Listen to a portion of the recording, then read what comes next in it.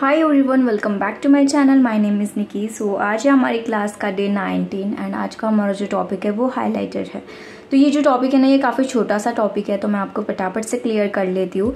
तो ये जो टॉपिक है ना, ये मैं कल ही आपको बताने वाली थी, लेकिन कल की भी हमारी वीडियो थोड़ी सी बड़ी हो गई थी एंड मैं उसमें आपको थोड़ा सा डिटेल में नहीं समझा सकती थी इसके बारे में। तो इसीलिए फिर मैंने सोचा कि एक छोटी सी क्लास मैं इसके ऊपर कर लूँगी तो आपको थोड़ा सा क्लियर हो जाएगा, क्योंकि हाईलाइटर भी बहुत इंपॉर्टेंट है। अब कुछ टाइम पहले हमने हाईलाइटिंग सीखी थी, जो कि हम कंसीलर के साथ या फिर फेयर कंसीलर या फिर फेयर फाउंडेशन के साथ करते हैं। नाउ अभी हम हाईलाइटर सीख रहे हैं। तो क्या ये हाईलाइटिंग एंड हाईलाइटर दोनों में डिफरेंस है? तो जी हाँ, हाईलाइटिंग जो होती है वो हम उसी एरियाज पे करते हैं जहाँ पे हम हाइलाइटर लगाते हैं, लेकिन वो हम एक कंसीलर के साथ या फिर फेयर फाउंडेशन के साथ करते हैं। लेकिन ये जो हाइलाइटर है ना, इसके कुछ टाइप्स होते हैं एंड ये कुछ शिमरी पार्टिकल्स में हमें मिलता है। सो आपको मैं दिखाती हूँ आगे। तो पहले हम बात करते हैं हाइलाइटर के टाइप्स पे। तो हाइलाइटर के टाइप्स होते कितने हैं? तो एक होता है powder highlighter, cream highlighter, liquid highlighter, gel highlighter and stick highlighter. तो जो पाउडर हाइलाइटर्स होते हैं वो कैसे होते हैं वो मैं आपको दिखाती हूँ। तो जो पाउडर हाइलाइटर है वो मेरे पास नहीं है, तो मैं आपको पिक्चर की हेल्प से दिखाती हूँ कि वो किस तरीके से होते हैं। तो यहाँ पर आपको ये दिख रहे हैं, यहाँ पर ये कुछ 4 पाउडर हाइलाइटर्स है। तो कुछ इस तरीके के होते हैं पाउडर हाइलाइटर ना। ये लूज पाउडर के फॉर्म में आते हैं, यानी कि जैसे कि हमारे लूज पाउडर होते हैं ना, उस तरीके के फॉर्म में ये आते हैं एंड इसमें हल्की सी ना शाइन होती है। ठीक है, तो ये होते हैं हमारे पाउडर हाइलाइटर। उसके बाद जो क्रीम हाइलाइटर होते हैं वो क्या होते हैं? तो यहाँ पर मेरे पास है एक, मेरे पास यहाँ पर ये फॉरएवर 52 का हाइलाइटर है एंड ये कि शिरॉन का है, जो कि मैंने ऑनलाइन परचेस किया था, मेरे फ्रेंड ने किया था। एंड मैंने आपको विट्रोल सेट की पैलेट में दिखाया था कि उसमें 2 हाइलाइटर है। अगर आप अफोर्डेबल चाहते हो तो फिर आप उसी में इन्वेस्ट करो। ठीक है, ये क्रीम हाइलाइटर है। तो ये जो क्रीम हाइलाइटर होते हैं ना, ये पाउडर का मिक्सचर होते हैं, यानी कि इसका जो फॉर्म है ना, ये हमें हल्का सा पाउडरी भी लगता है एंड क्रीमी भी लगता है, यानी कि दोनों का मिक्सचर मैं यहाँ पर इसका कह सकती हूँ। ओके, देन उसके बाद आता है लिक्विड। तो लिक्विड जो हाइलाइटर होते हैं वो कुछ इस तरीके के होते हैं, यानी कि यहाँ पर मेरे पास ये स्वीज ब्यूटी का मेकअप बेस हाइलाइटिंग प्राइमर है। तो ये होते हैं लिक्विड कुछ इस तरीके के। जो जेल हाइलाइटर होते हैं ना, वो जेली के फॉर्म में आते हैं, यानी कि इस तरीके से आपको पिक्चर में दिख रहा है। तो कुछ इस तरीके से होते हैं जेल हाइलाइटर। स्टिक हाइलाइटर क्या होते हैं? तो आपने देखा होगा कंसीलर स्टिक, फाउंडेशन स्टिक। तो इस तरीके की स्टिक आती है, उसमें ये हमें मिलता है। ओके, तो कुछ इस तरीके के होते हैं।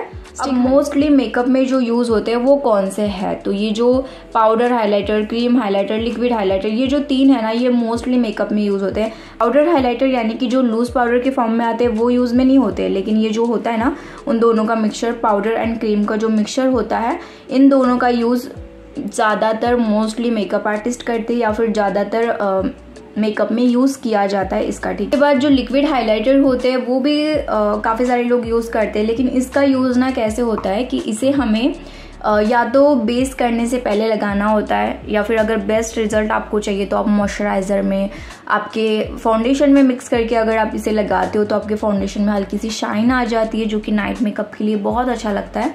तो उस तरीके से इसे हमें अप्लाई करना होता है। एंड ये जो हाइलाइटर्स होते हैं ना, इसे हम हमारा बेस होने के बाद, यानी कि जब हमारा पूरा मेकअप कंप्लीट हो जाता है, तब हमें ये हाइलाइटर यूज करना होता है। तो ठीक है, आपको समझ आया कि जो क्रीम एंड पाउडरी फॉर्म वाले जो हाइलाइटर्स हैं वो हमें मेकअप के बाद यूज करने होते हैं। तो जो लिक्विड हाइलाइटर है वो हमें पाउडर लॉकिंग से पहले यूज करने होते हैं।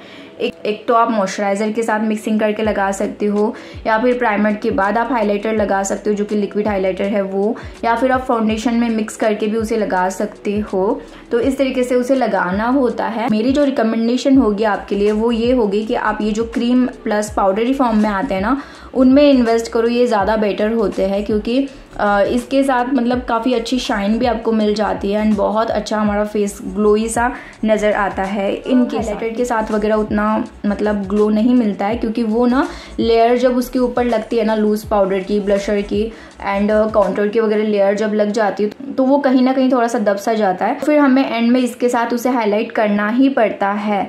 तो इसीलिए अगर आप बजट में रह के करना चाहते हो तो फिर इस तरीके के हाइलाइटर्स में आप इन्वेस्ट करो। फॉरएवर 52 का हाइलाइटर है ना, इसमें आपको 8 शेड्स मिल जाते हैं। शिरॉन का है, इसमें भी 8 शेड मिल जाता है।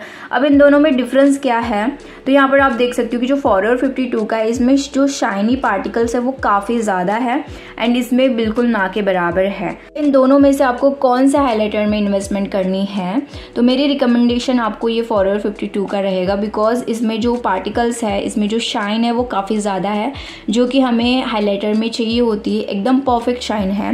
वही अगर मैं श्रियॉन की बात करूँ तो इसमें मतलब पार्टिकल्स तो बहुत स्मूथ है लेकिन शाइन बिल्कुल भी नहीं है, ठीक है। मैं आपको थोड़ा सा इसका स्वैच भी दिखाऊंगी तो आपको थोड़ा सा ज़्यादा बेटर समझ आएगा।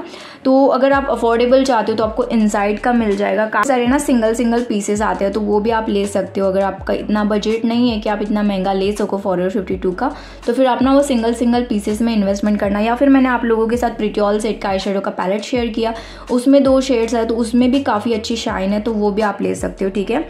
श्रियॉन का जो है ना वो मतलब ठीक ठाक है बट इसमें उतनी शाइन नहीं है।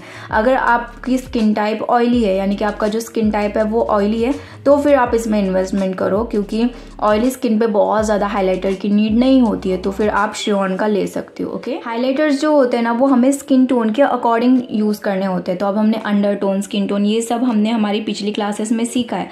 तो अगर आपने वो क्लासेस नहीं देखी तो आपको पहले वो देखना पड़ेगा, तभी जा कर के आप अभी कुछ समझ पाओगे कि मैं आपको क्या बोल रही हूँ, ठीक है। तो जो डार्कर स्किन होती है, यानी कि जो डस्की स्किन होती है, उस पे ना हम जो कलर्स यूज़ करते हैं वो होते हैं rich gold, copper and bronze tones वाले जो कलर्स होते हैं ना वो।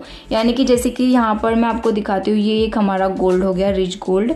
कॉपर जो है इसे हम कह सकते हैं, या फिर इसमें मैं आपको दिखाती हूँ तो जैसे कि यहाँ पर ये हो गया, ये हो गया। ये जो शेड्स है ना ये डस्की स्किन पे ज़्यादा बेटर लगते हैं, ओके।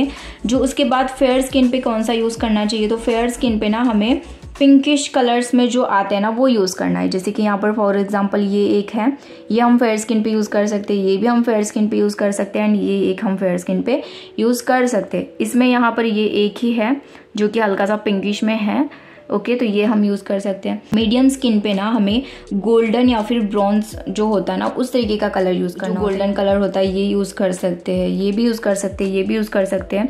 यानी कि जो गोल्डनिश टाइप में कलर्स होते हैं ना वो हम मीडियम स्किन पे यूज़ कर सकते हैं। यहाँ पर ना मैं आपको हल्का सा इन दोनों का स्वैच भी दिखा देती हूँ ताकि आपको थोड़ा सा डिफरेंस नज़र आए, ओके।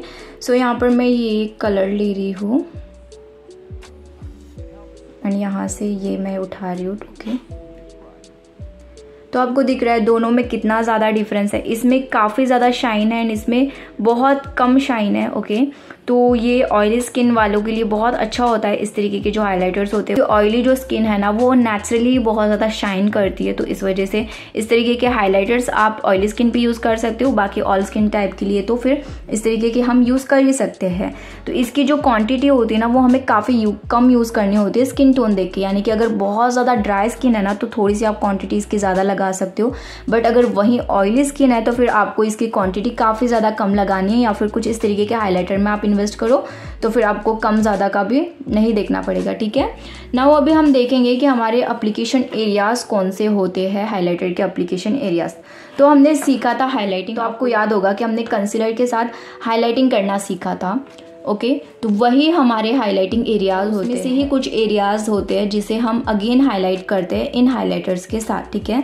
मैं आपको बता भी देती हूँ, cheek bones, nose, brow bone, inner corner of eyes. And यहाँ पर मैं थोड़ा सा आपको ड्राइंग के हेल्प से समझाऊंगी तो थोड़ा सा ज़्यादा बेटर समझ आएगा आई थिंक, ठीक है। तो यहाँ पर ना मैंने एक ड्राइंग बनाई तो आपको थोड़ा सा ज़्यादा समझ आएगा। तो यहाँ पर ये जो हमारे चिक बोन्स होते हैं ना वहाँ पे हम हाइलाइटर का यूज़ करते हैं। फोरहेड के इस लाइन पे हम यहाँ पर यूज़ करते हैं। ब्रो बोन पे हम यूज़ करते हैं। एंड ये हमारा जो इनर कॉर्नर होता है ना यहाँ पे यूज़ करते हैं। मैं यहाँ पर लिखना भूल गई, ठीक है। तो ये जो इनर कॉर्नर होता है ना वहाँ पर भी हम यूज़ करते हैं, ठीक है। एंड ये जो हमारा ब्रो बोन होता है, अब हमने पिछली क्लास में ब्रो बोन क्या होता है वो सीखा था। तो ये जो हमारा ब्रो बोन होता है वहाँ पर हम हाईलाइट करते हैं। हमारे नोज़ को हम हाईलाइट करते हैं। लिप्स के ऊपर का जो एक एरिया होता है वहाँ पर हम करते हैं।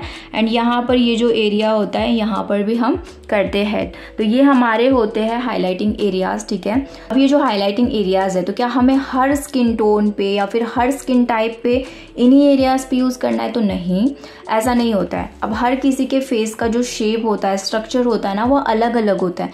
तो आपको थोड़ा सा फेस के स्ट्रक्चर को देख के यूज़ करना है, ठीक है। अब जैसे कि किसी का फोरहेड ना काफ़ी छोटा सा है एंड अगर आप उस एरिया को हाईलाइट करोगे ना तो वो थोड़ा सा गंदा लगेगा, ठीक है। एंड काफ़ी लोगों के अगर चिक्स जो है वो काफ़ी ज़्यादा फूले फूले से, एंड अगर आप उस पर बहुत ज़्यादा हाइलाइटर यूज़ कर लेते हो तो वो भी बहुत गंदा लगेगा। तो होता है ना कि अगर आपका फेस थोड़ा सा स्लिम है तो आप थोड़ा सा हाइलाइटर की जो क्वांटिटी है, ब्लशर की जो क्वांटिटी है वो थोड़ी सी ज़्यादा करो, तो आपकी जो चिक्स है ना वो थोड़े से ऊपर नज़र आएंगे। ओके, तो अब ना उसमें हमें क्या देखना होता है कि हाइलाइटर लगाते वक्त ना हमें थोड़ा सा प्लेसमेंट का ध्यान रखना होता है। हाई पॉइंट्स ऑफ फेस, मतलब हमारे जो हाईलाइटेड एरियाज़ होते हैं उस जगह पे हमें हाइलाइटर का यूज़ करना होता है। तो ये जो हमारे एरियाज़ है ना, ये हमारे परफेक्ट प्लेसमेंट है हमारे हाइलाइटर यूज़ करने के। तो ये अभी जो मैंने एरियाज़ आपको दिखाया ना, ये हमारे प्लेसमेंट होते हैं, यानी कि हम मोस्टली हाइलाइटर का यूज़ करते हैं। ठीक है, हमारे फेस की शेप को वगैरह देख के भी हमें हाइलाइटर का यूज़ करना होता है। Okay, now skin tone and skin type मैंने अभी आपको बताया कि उसके अकॉर्डिंग भी हमें लेना होता है। ऑयली स्किन पे बहुत ज़्यादा शाइनी हाइलाइटर्स यूज़ नहीं करना है। श्रियोन का जो है उस तरीके के हाइलाइटर्स में आप यूज़ करो ऑयली स्किन के लिए, बाकी मैंने आपको वो तो बताया ही है। ठीक है, फेस शेप मैंने जैसे कि अभी आपको बताया कि फेशियल स्ट्रक्चर, फेस शेप, ये सारी चीज़ें हमें देखना होता है हाइलाइटर यूज़ करते हो। अब यहाँ पर आपके लिए कुछ टिप्स है। तो टिप्स क्या है कि जब हम हाइलाइटर यूज़ करते हैं तो हाइलाइटर के लिए ना एक ब्रश आता है, मैं आपको दिखाती हूँ। तो कुछ इस तरीके के ब्रशेस आते हैं जो कि हाइलाइटर के लिए आते हैं। तो इसके लिए एक टिप मैं आपको देती हूँ कि आपको क्या करना है ना कि अब जब हम हाइलाइटर लेते हैं, मैं आपको दिखाती हूँ, जब हम ऐसे प्रोडक्ट लेते हैं ना तो क्या होता है कि जब हम इस तरीके से प्रोडक्ट लेते हैं एंड देन हम अप्लीकेशन करते हैं ना तो प्रोडक्ट थोड़ा सा फैल जाता है। तो आपको क्या करना है ना कि हाइलाइटर ब्रश पे ना हल्का सा आपको फिक्सर या फिर सेटिंग स्प्रे को इस तरीके से लेना है एंड देन आपको फिर हाइलाइटर लेना है। ओके, इस तरीके से एंड देन आपको फिर लगाना है। तो इसका फ़ायदा क्या है कि जिस एरिया पे आप हाइलाइटर लगा रहे हो ना वो वहीं पे लगेगा एंड वो फैलेगा नहीं इधर उधर, क्योंकि मैंने आपको बताया कि इसमें क्रीमी के साथ साथ हल्का सा पाउडरी फॉर्म भी होता है, तो वो कहीं ना कहीं थोड़ा सा इधर उधर हो जाता है, तो वो इधर उधर फेस पे फैले ना। तो इस तरीके से आप कर सकते हो। क्या करना है कि बहुत लाइटली हैंड के साथ हाइलाइटर लगाना होता है, बहुत हल्की सी क्वांटिटी लो एंड देन हल्का सा, मतलब बहुत ही सॉफ्ट हैंड के साथ आपको हाइलाइटर लगाना है। ब्लेंडेड बहुत अच्छे से करना है हाइलाइटर को, ऐसा नहीं कि आपने बस लाइन लगा लिया एंड छोड़ दिया, नहीं, उसे बहुत अच्छे से ब्लेंड करना है। उसे आप एक तो ब्रश की हेल्प से या फिर फिंगर की हेल्प से लगा सकते हो एंड आपको ना थोड़ा सा एक्सपेरिमेंट करना है स्टार्टिंग में, जब आप ब्राइड्स कर रहे हो या फिर खुद के ऊपर भी यूज़ कर रहे हो तो आपको थोड़ा सा कलर्स का एक्सपेरिमेंट करना है, ताकि आपको थोड़ा सा कलर का नॉलेज हो जाए कि कौन सा कलर का हाइलाइटर आपके ऊपर अच्छा लग रहा है। ओके, तो इस तरीके से करना होता है। अब ये जो लिक्विड हाइलाइटर होते हैं इन्हें हमें मॉइस्चराइज़र या फिर फाउंडेशन में मिक्सिंग वगैरह करके यूज़ करना होता है। तो ये हम हमारी प्रैक्टिकल क्लासेस में ही सीखेंगे, क्योंकि अभी मैं आपको कितना भी मिक्सिंग वगैरह करके दिखाऊंगी बट जब तक हम फेस पे यूज़ नहीं करेंगे ना तो समझ नहीं आएगा।